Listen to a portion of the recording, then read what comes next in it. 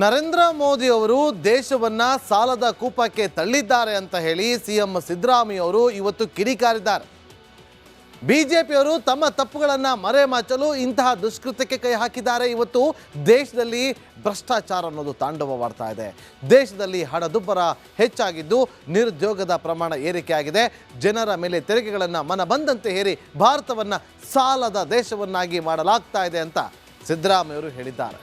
ಕೇಳಿ. ನಿರುದ್ಯೋಗ ತಾಂಡಾಡ್ತಾ ಇದೆ. ತೆರಿಗೆ ಎದ್ವಾ ಹಾಕಿ ಅದರಿಂದ ರಾಷ್ಟ್ರವನ್ನ ಇವತ್ತು ಬಹಳ ಸಾಲಗಾರ ರಾಷ್ಟ್ರವನ್ನಾಗಿ ಮಾಡ್ತಕ್ಕಂಥ ಪ್ರಯತ್ನವನ್ನ ಮಾಡಿದ್ದಾರೆ. ನಿರುದ್ಯೋಗ ತಾಂಡಾಡ್ತಾ ಇದೆ. ತೆರಿಗೆ ಎದ್ವಾ ಹಾಕಿ ಅದರಿಂದ ರಾಷ್ಟ್ರವನ್ನ ಇವತ್ತು ಬಹಳ ಸಾಲಗಾರ ರಾಷ್ಟ್ರವನ್ನಾಗಿ ಮಾಡ್ತಕ್ಕಂಥ ಪ್ರಯತ್ನವನ್ನ ಮಾಡಿದ್ದಾರೆ. ನಿರುದ್ಯೋಗ ತಾಂಡಾಡ್ತಾ ಇದೆ. ತೆರಿಗೆ ಎದ್ವಾ ಹಾಕಿ ಅದರಿಂದ ನೋಡಿ, ಸಿದ್ದರಾಮಯ್ಯ ಅವರು ಮೋದಿಯವರನ್ನು ಸಾಲಗಾರರನ್ನಾಗಿ ಮಾಡಿಬಿಟ್ಟಿದ್ದಾರೆ ದೇಶವನ್ನು ಅಂತೇಳಿ ಒಂದು ಆರೋಪವನ್ನು ಮಾಡಿದ್ದಾರೆ. ಹಾಗಾದರೆ ಇಲ್ಲಿಯವರೆಗೂ ದೇಶದಲ್ಲಿರುವಂಥ ಸಾಲ ಎಷ್ಟು ಗೊತ್ತಾ? ದೇಶದ ಮೇಲಿರುವಂಥ ಸಾಲ ಎಷ್ಟು ಗೊತ್ತಾ? ನೋಡಿ, 2018ರಲ್ಲಿ 93 ಲಕ್ಷ ಕೋಟಿ ಇತ್ತು. ಅದು 2019ಕ್ಕೆ 105 ಲಕ್ಷ ಕೋಟಿ ಆಯಿತು. ಕಡಿಮೆ ಏನಾಗಿಲ್ಲ, ಜಾಸ್ತಿನೇ ಆಗ್ತಾ ಇದೆ. 2020ರಲ್ಲಿ 121 ಲಕ್ಷ ಕೋಟಿ ಆಗಿದೆ. 2021ರಲ್ಲಿ 138 ಲಕ್ಷ ಕೋಟಿ ಆಗಿದೆ.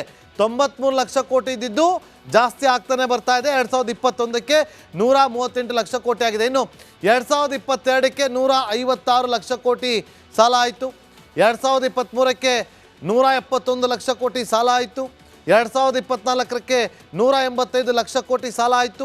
2025ಕ್ಕೆ ಒಟ್ಟು 200 ಲಕ್ಷ ಕೋಟಿ 200 ಲಕ್ಷ ಕೋಟಿ ಇವತ್ತು ದೇಶದ ಮೇಲಿರುವಂಥ ಸಾಲ. 2018ರಲ್ಲಿ ಎಷ್ಟಿತ್ತು? ಹತ್ರ 93 ಲಕ್ಷ ಕೋಟಿ ಇತ್ತು. ಇವಾಗ 200 ಲಕ್ಷ ಕೋಟಿ ಇದೆ.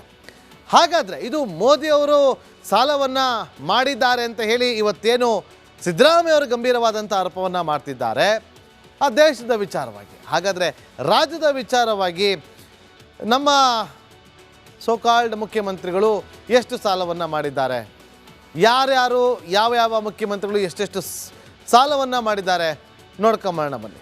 ನೋಡಿರಲಿ, SM ಕೃಷ್ಣ ಅವರು 3590 ಕೋಟಿಯಷ್ಟು ಸಾಲ ಮಾಡಿದ್ದಾರೆ.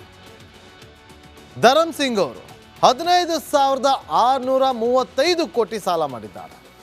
ನೆಕ್ಸ್ಟ್ HD ಕುಮಾರಸ್ವಾಮಿ ಅವರು 3,545 ಕೋಟಿಯಷ್ಟು ಸಾಲವನ್ನು ಮಾಡಿದ್ದಾರೆ.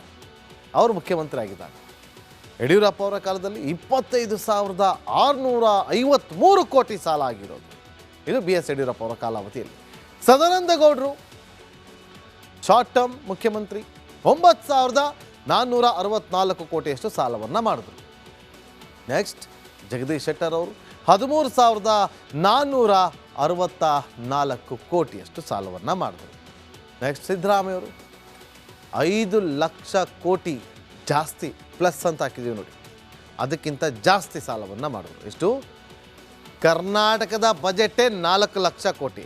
ಸಿದ್ದರಾಮಯ್ಯ ಅವರು ಇದ್ದಂಥ ಸಂದರ್ಭದಲ್ಲಿ ಅದಕ್ಕೆ 1 ಲಕ್ಷ ಎಕ್ಸ್ಟ್ರಾ ಮಾಡಿದ್ರು. ಅಂದರೆ 5 ಲಕ್ಷ ಪ್ಲಸ್ 5 ಲಕ್ಷ ಕೋಟಿ. ಇನ್ನೂ ಅಂದರೆ ಪ್ಲಸ್ ಅಂತ ಏನಕ್ಕೆ ಹಾಕಿದ್ದೀವಿ ಅಂದರೆ ಇನ್ನೂ ಮಾಡ್ತಾರೆ ಅಂತ. ನೋಡಿ, ನಮ್ಮ ಮೇಲೆ ಇಷ್ಟೊಂದು ಸಾಲ ಇದೆ, ಇವರು ಇದ್ರ ಕಡೆ ಗಮನ ಕೊಡಬೇಕು. ಕೇಂದ್ರ ಸರ್ಕಾರ ಎಷ್ಟು ಸಾಲ ಮಾಡಿದೆ, ದೇಶದ ಜನರನ್ನು ಸಾಲದ ಸುಳಿಯಲ್ಲಿ ಸಿಲುಕಿಸುವಂಥ ಕೆಲಸವನ್ನು ಮಾಡ್ತಾರೆ. ಅವ್ರು ಮಾಡ್ತಾವ್ರೆ ಅಂತ ನೀವು ಮಾಡೋಕ್ಕೆ ಹೋಗಬೇಡಿ. ನೀವು ಮಾಡ್ತಿರೋದು ಅದನ್ನೇ ಅಲ್ವಾ? ಎಲ್ಲರೂ ಅದೇ ಒಂದೇ ಕ್ಯಾಟಗರಿನೇ. ಅದಕ್ಕೆ ರಾಜಕೀಯ ಅಂತ ಹೇಳೋದು. ನರೇಂದ್ರ ಮೋದಿ ಅವರು ದೇಶವನ್ನ ಸಾಲದ ಕೂಪಕ್ಕೆ ತಳ್ಳಿದ್ದಾರೆ ಅಂತ ಹೇಳಿ ಸಿಎಂ ಸಿದ್ದರಾಮಯ್ಯ ಅವರು ಇವತ್ತು ಕಿಡಿಕಾರಿದ್ದಾರೆ. ಬಿಜೆಪಿಯವರು ತಮ್ಮ ತಪ್ಪುಗಳನ್ನು ಮರೆಮಾಚಲು ಇಂತಹ ದುಷ್ಕೃತ್ಯಕ್ಕೆ ಕೈ ಹಾಕಿದ್ದಾರೆ. ಇವತ್ತು ದೇಶದಲ್ಲಿ ಭ್ರಷ್ಟಾಚಾರ ಅನ್ನೋದು ತಾಂಡವವಾಡ್ತಾ ಇದೆ. ದೇಶದಲ್ಲಿ ಹಣದುಬ್ಬರ ಹೆಚ್ಚಾಗಿದ್ದು ನಿರುದ್ಯೋಗದ ಪ್ರಮಾಣ ಏರಿಕೆಯಾಗಿದೆ. ಜನರ ಮೇಲೆ ತೆರಿಗೆಗಳನ್ನು ಮನ ಬಂದಂತೆ ಹೇರಿ ಭಾರತವನ್ನು ಸಾಲದ ದೇಶವನ್ನಾಗಿ ಮಾಡಲಾಗ್ತಾ ಇದೆ ಅಂತ ಸಿದ್ದರಾಮಯ್ಯ ಅವರು ಹೇಳಿದ್ದಾರೆ. ಕೇಳಿ. ನಿರುದ್ಯೋಗ ತಾಂಡಾಡ್ತಾ ಇದೆ. ತೆರಿಗೆ ಎದ್ವಾ ಹಾಕಿ ಅದರಿಂದ ರಾಷ್ಟ್ರವನ್ನ ಇವತ್ತು